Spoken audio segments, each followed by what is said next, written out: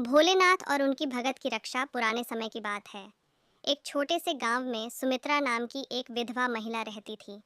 उसका जीवन बड़ा कठिन था, परंतु वह भोलेनाथ की अनन्य भक्त थी। दिन रात वह शिवलिंग पर जल और बेलपत्र चढ़ाती और एयूएम नमः शिवाय का जाप करती रहती। उसकी आस्था अटूट थी। गांव के कुछ लोग सुमित्रा का मजाक उड़ाते थे। वे कहते, भोलेनाथ तेरी मदद क्यों नहीं करते? तू इतनी गरीब है, तेरा जीवन इतना कठिन है।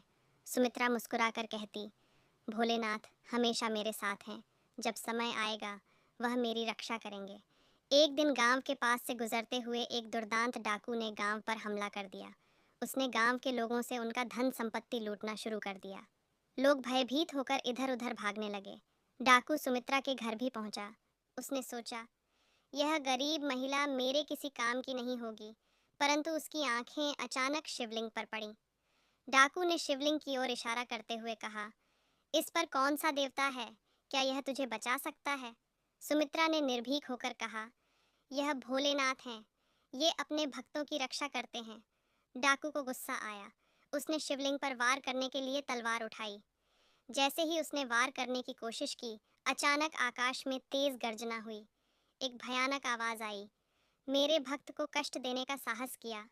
उसी क्षण एक दिव्य प्रकाश प्रकट हुआ। डाकू ने देखा कि एक विशाल त्रिशूल उसकी ओर बढ़ रहा है।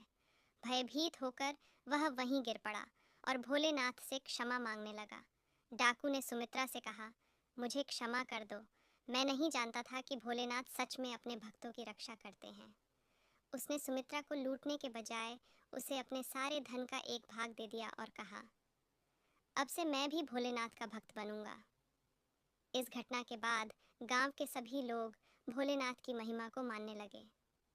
सुमित्रा का जीवन सुखमय हो गया और उसकी आस्था और भी मजबूत हो गई।